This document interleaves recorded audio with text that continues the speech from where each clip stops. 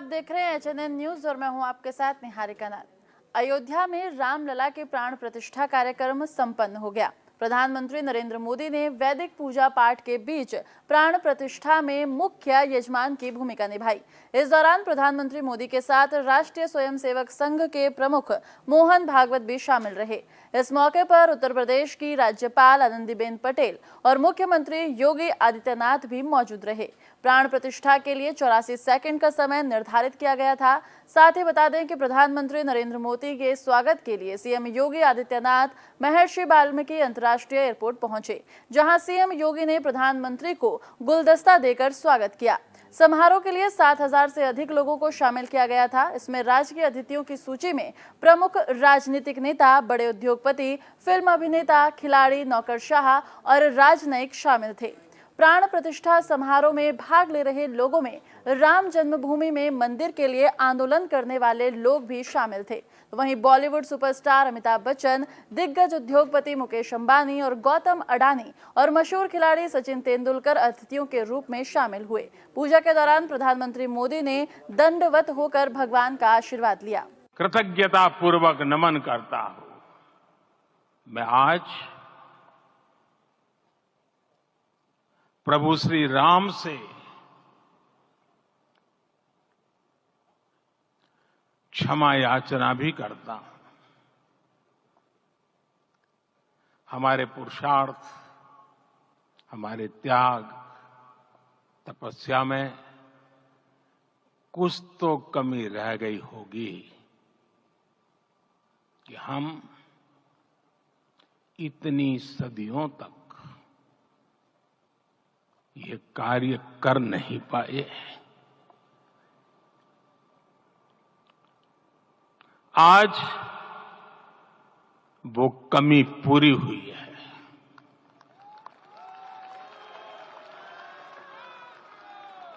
मुझे विश्वास है प्रभु राम आज हमें अवश्य क्षमा करेंगे।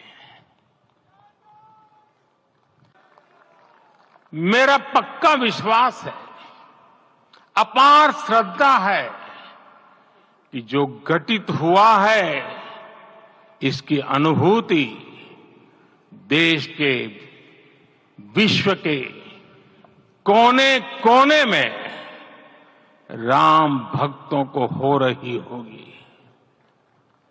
ये क्षण अलौकिक है, ये पल पवित्रतम है।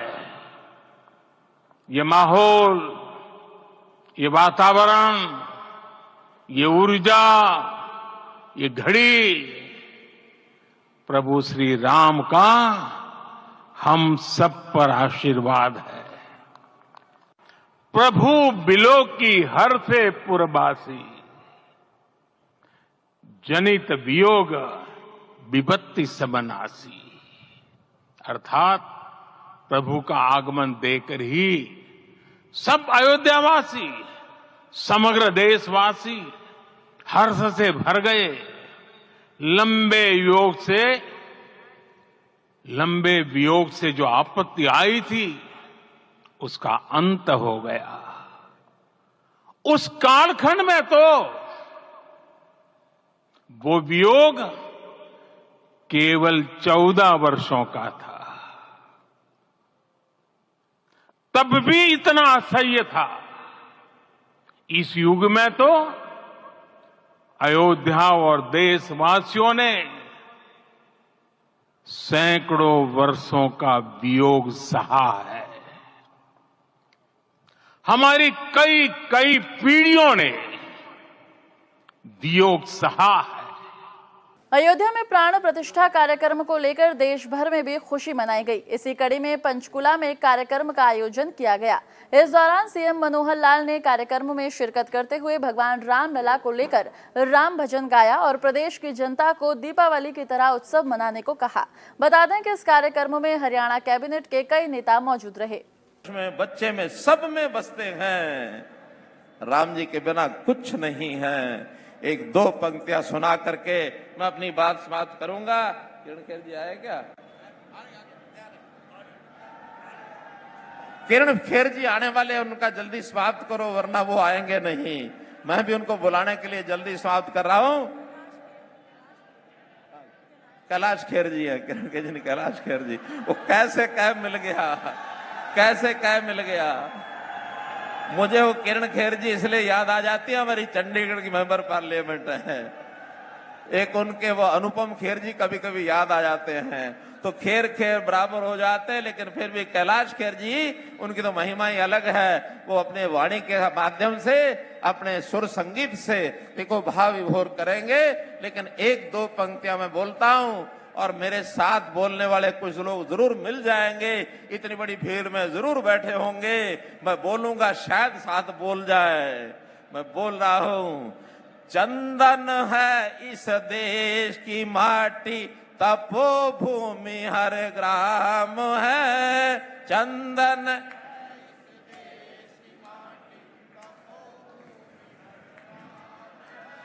हर बाला देवी की प्रतिमा, बच्चा बच्चा राम है, बच्चा बच्चा राम है। देवी की प्रतिमा, बच्चा बच्चा राम है, बच्चा बच्चा राम है।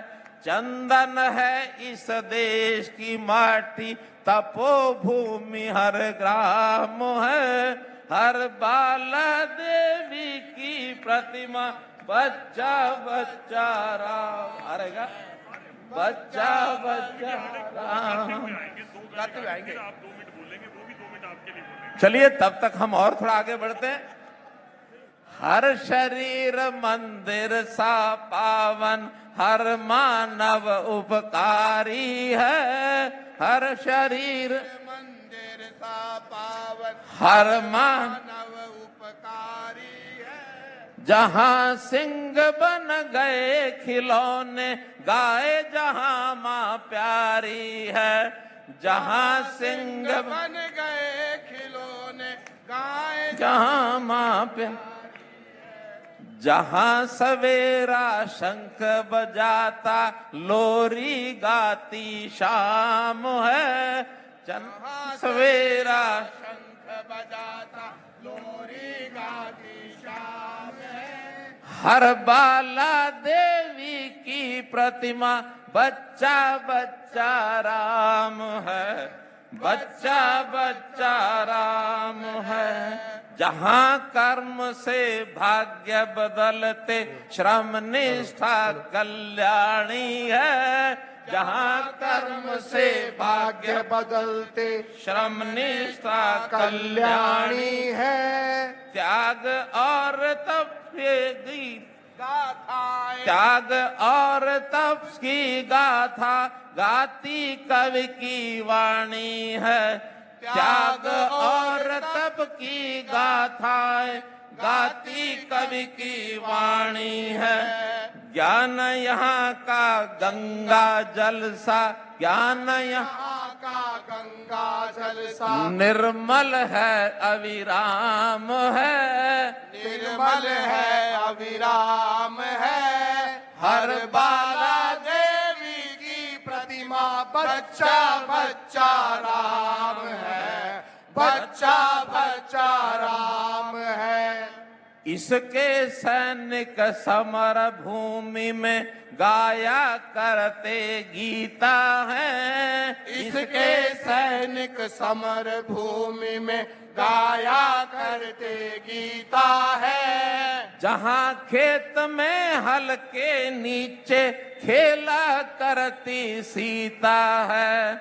जहाँ खेत में हल के नीचे खेला करती सीता है। जीवन का आदर्श यहाँ पर परमेश्वर का धाम है। जीवन का आदर्श यहाँ पर परमेश्वर का धाम है। हर बाला देवी की प्रतिमा, बच्चा बच्चा राम है, बच्चा बच्चा राम है। चंदन है इस देश की माटी, तपोभूमि ग्राम है। हर बाला देवी की प्रतिमा, बच्चा बच्चा राम है, बच्चा बच्चा राम है। बोलो सियावर रामचंद्र महाराज के, सियावर रामचंद्र महाराज के। बहुत बहुत धन्यवाद। अयोध्या में श्री राम मंदिर में प्राण प्रतिष्ठा के उपलक्ष्य में हरियाणा के सीएम मनोहर लाल ने करनाल में पूजा अर्चना की। इस दौरान सीएम मनोहर लाल ने करनाल के कर्मक्षेत्रम मंदिर पहुंचे, जहां उन्होंने मंदिर में पूजा अर्चना से पहले कलश रखा। मुख्यमंत्री मनोहर लाल ने राम सेतु से लाए हुए पत्थर को भी देखा। उन्होंने मीडिया से मुखातिब होते हुए कहा कि वो प्राण प्रतिष्ठा को लेकर बहुत खुश है और सभी को इस दिन को दिवाली के तौर पर मनाने का आग्रह किया।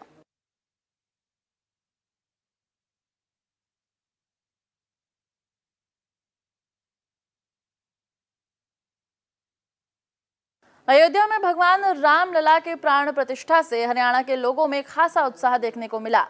शहरों में जगह जगह धार्मिक आयोजन किए गए। बाजार के साथ घरों को भी लोगों ने सजाया। श्री रामलला के प्राण प्रतिष्ठा को देखने के लिए 15,000 जगह पर लाइव प्रसारण किया गया। वहीं रात होते ही पूरे हरियाणा के मंदिरों और घरों में दियों को जलाया गया और आतिशबाजी की जाएगी। श्री रामलला के स्वागत के लिए राज्य भर में शोभा यात्राएं और पदयात्राएं निकाली जा चुकी हैं। सरकार की ओर से सभी सरकारी ऑफिसों में हाफ डे किया गया है। स्कूलों में बच्चों के लिए भी सरकार की ओर से छुट्टियों का ऐलान किया जा चुका है।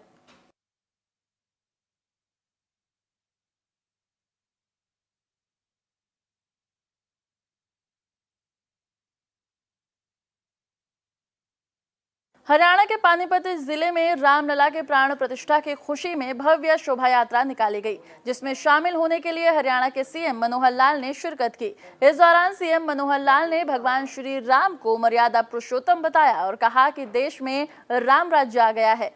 शोभा यात्रा के समापन पर सीएम मनोहर लाल ने गुरुद्वारा पहली पातशाही के बाहर राम भक्तों को संबोधित भी किया। साथ ही लंगर प्रसाद भी ग्रहण किया गया। शोभा यात्रा में सीएम मनोहर लाल ने पानीपत के गोहाना चौराहे का नाम भी श्री राम चौक और रेलवे रोड चौराहे का नाम महर्षि वाल्मीकि चौक रखने का ऐलान किया।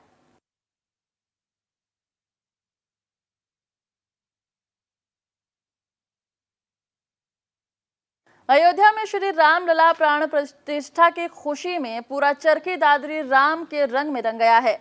मंदिरों में सुबह से ही स्वच्छता अभियान, हवन यज्ञ और भंडारों का आयोजन किया गया, तो वहीं कई स्थानों पर बड़ी स्क्रीन लगाकर रामलला के प्राण प्रतिष्ठा कार्यक्रम की तैयारी की गई थी। जोश और उत्साह से पुरुष और महिलाएं बाजारों में भी श्री राम के झंडों के साथ प्रभात फेरी निकाली गई। चरखी दादरी के ग्रामीण और शहरी क्षेत्रों में रामलला प्राण प्रतिष्ठा की खुशी में राम भक्तों में अपार खुशी और उत्साह देखने को मिला। चारों ओर राम भक्त अपने ढंग से खुशी का इजहार करते नजर आए, तो वहीं पर भक्तों ने डीजे पर शिरकत तो की, तो कहीं पर शोभा यात्रा निकालकर खुशी मनाई गई।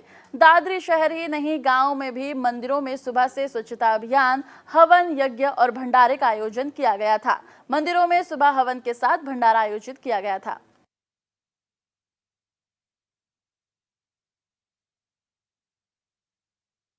देश के इतिहास के स्वर्ण पन्नों पर एक अध्याय और जुड़ गया है। करीब 500 साल के बाद श्री राम मंदिर का निर्माण हो रहा है और श्री राम की मूर्ति की प्राण प्रतिष्ठा भी हो गई है। इसी को लेकर पूरे देश में उत्सव का माहौल देखने को मिल रहा है। सोनीपत में श्री राम मंदिर में मूर्ति प्राण प्रतिष्ठा को लेकर एक शोभा यात्रा निकाली गई, जिसका सोनीपत छोटू राम चौक पर पहुंचने पर मुस्लिम समुदाय के लोगों ने भव्य तरीके से स्वागत किया और शोभा यात्रा पर फूल बरसाए। ये शोभा यात्रा अनेक गली कूचों से होकर गुजरी। इस दौरान मुस्लिम समुदाय के लोगों का कहना है कि राम मंदिर का निर्माण होने से बरसों पुराना विवाद खत्म हो गया है, जिसका हम स्वागत करते हैं। उन्होंने कहा कि इससे देश में सौहार्द और भाईचारा मजबूत होगा।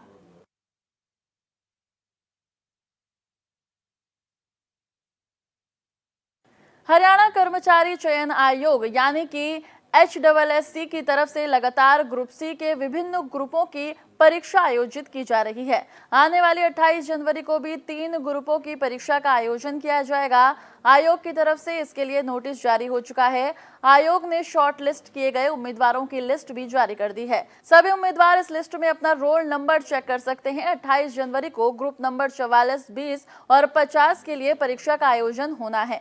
ग्रुप नंबर 44 में रेडियोग्राफर, अल्ट्रासाउंड टेक्नीशियन और एक्सरे टेक्नीशियन, ग्रुप नंबर 50 में इंडियन कुक और ग्रुप नंबर 20 में असिस्टेंट मैनेजर के पदों के लिए परीक्षा होगी।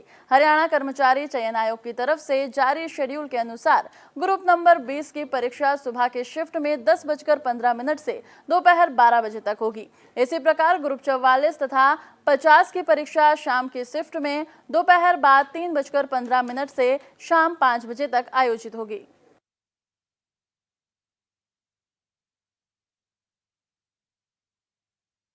हरियाणा में अब डिप्टी फॉरेस्ट रेंजरों को आसानी से प्रमोशन मिल सकेगा। फॉरेस्ट ऑफिसर के 50% पद प्रमोशन से भरे जाएंगे, जबकि 50% पद सीधी भर्ती से भरे जाएंगे। वर्तमान में राज्य में वन रेंजरों के 126 पद हैं, जिसमें से कि 67% हरियाणा कर्मचारी चयन आयोग के माध्यम से सीधी भर्ती द्वारा भरे जाते हैं और 33% डिप्टी रेंजरों से पदोन्नति द्वारा नियुक्त किए जाते हैं।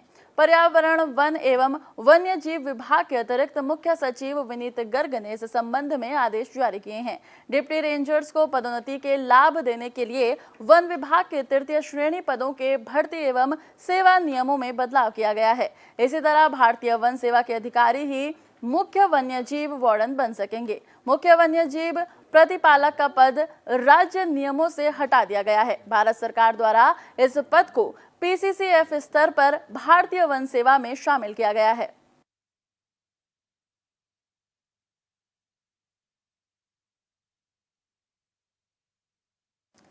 हरियाणा की मनोहर सरकार किसानों के लिए कई कल्याणकारी योजनाएं चला रही है। इन्हीं योजनाओं में से एक बिजली बचत और सस्ती खेती को बढ़ावा देने के उद्देश्य से सोलर पंप आवेदन योजना है। इस योजना के तहत सरकार की ओर से किसानों को सोलर पंप लगवाने पर 75% तक सब्सिडी दी जा रही है। वहीं करनाल डीसी वैशाली शर्मा ने बताया कि इस योजना का लाभ उठाने के इच्छुक किसानों के लिए 19 जनवरी से आवेदन शुरू हो गए हैं और इसकी अंतिम तिथि 28 जनवरी 2024 रखी गई है। यह योजना प्रधानमंत्री किसान ऊर्जा सुरक्षा और उत्थान महाअभियान यानी कि प्रधानमंत्री कुसुम योजना के तहत चलाई जा रही है। इस योजना के तहत किसानों को सोलर पंप लगवाने पर सब्सिडी दी जा रही है। करनाल एडीसी ने योजना के बारे में विस्तार से जानकारी देते हुए कहा कि सोलर पंप लगवाने के लिए किसान कृषि विभाग के सरल पोर्टल पर आवेदन कर सकते हैं। ये पोर्टल राज्य सरकार की ओर से किसानों को पीएम कुसुम योजना के तहत सिंचाई कार्य में फायदा पहुंचाने के उद्देश्य से चलाया गया है।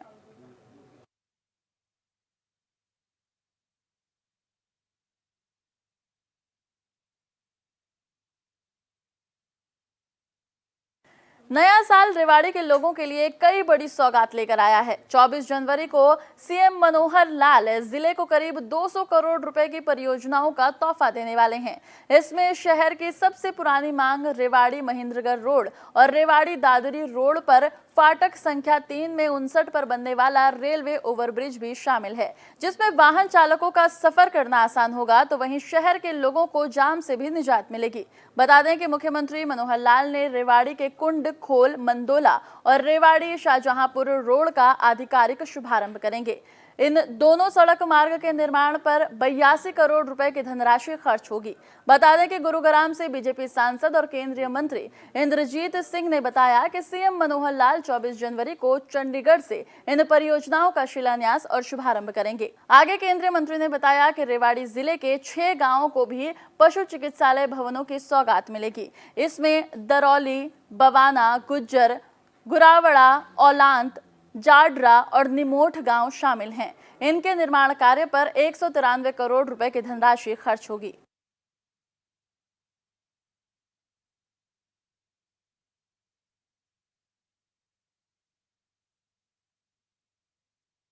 खेल मैदान का जिक्र करें तो हरियाणा के खिलाड़ियों के शानदार प्रदर्शन का सिलसिला लगातार जारी है। नेशनल और इंटरनेशनल लेवल पर यहाँ के पुरुष और महिला खिलाड़ी अपनी विशेष काबिलियत की बदौलत देश दुनिया में अमिट छाप छोड़ रहे हैं। इसी कड़ी में टोक्यो ओलंपिक पदक विजेता सोनीपत के पहलवान रवि दहिया ने एक बार फिर शानदार खेल का प्रदर्शन करते हुए विदेशी धरती पर तिरंगे का गौरव बढ़ाया है। टोक्यो ओलंपिक में रजत पदक जीतने वाले रवि दहिया ने Grand Prix de France Henri Deglane 2024 कुश्ती प्रतियोगिता में कांस्य पदक जीतकर हरियाणा और हिंदुस्तान का नाम रोशन किया है। फ्रांस के नीस में पुरुषों के 61 किलोग्राम भार वर्ग में कांस्य पदक मुकाबले में भारत के स्टार पहलवान रवि दहिया ने कजाकिस्तान के कैरात अमिरतायेव को 12-6 के अंतर से हराया। हालांकि पहलवान रवि दहिया मुकाबले की शुरुआत 2-4 से पिछड़ गए थे, लेकिन उन्होंने अपने अनुभव का इस्तेमाल करते हुए जीत हासिल कर कांस्य पदक पर कब्जा किया। इससे पहले उन्होंने 16वें राउंड में तकनीकी श्रेष्ठता के आधार पर जर्मनी के पहलवान को शिकस्त दी थी। क्वार्टर फाइनल मुकाबले में रवि दहिया ने कजाकिस्तान के कैरात अमिरतायेव को 12-6 के अंतर से हराया। हालांकि रवि दहिया को सेमीफाइनल मुकाबले में फ्रांस के अरमान एलायन के हाथों 6-3 के अंतर से हार का सामना करना पड़ा। अपने इस जीत पर उन्होंने कहा कि उम्मीद है कि मुताबिक अच्छे खेल का प्रदर्शन नहीं कर पाया, लेकिन कांस्य पदक से संतुष्ट हूं। आगे अच्छे खेल का प्रदर्शन करते हुए गोल्ड मेडल जीतने की उम्मीद रहेगी।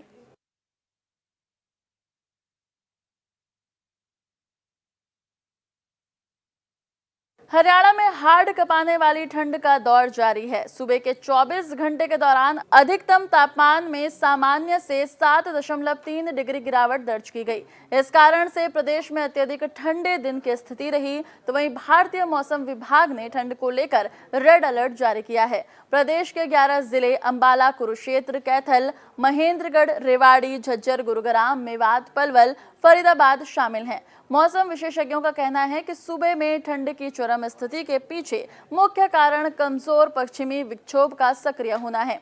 साथ ही उत्तर पश्चिमी हवाओं के कारण शीतलहर चल रही है। इन हवाओं के साथ ही बीच बीच में दक्षिण पूर्वी व दक्षिण पश्चिमी नमी वाली हवाओं के चलने से मौसम में लगातार बदलाव हो रहा है। इस दौरान पंचकुला में अधिकतम तापमान 9.6 डिग्री सेल्सियस रहा, जो प्रदेश में सबसे कम रहा। इसके अलावा कुरुक्षेत्र में 9.7, अंबाला में 10.3, हिसार में 11.0, करनाल में 10.2 डिग्री सेल्सियस रहा। वहीं महेंद्रगढ़ में न्यूनतम तापमान 2.2 डिग्री सेल्सियस दर्ज किया गया, जो प्रदेश में सबसे कम रहा। इसके अलावा हिसार में 2.8, नूह में 3.1, फरीदाबाद में 3.5 और फतेहाबाद व गुरुग्राम में 4.6 डिग्री रहा। इसी के साथ इस बुलेटिन में बस इतना ही। देश और दुनिया की तमाम खबरों के लिए देखते रहिए HNN न्यूज।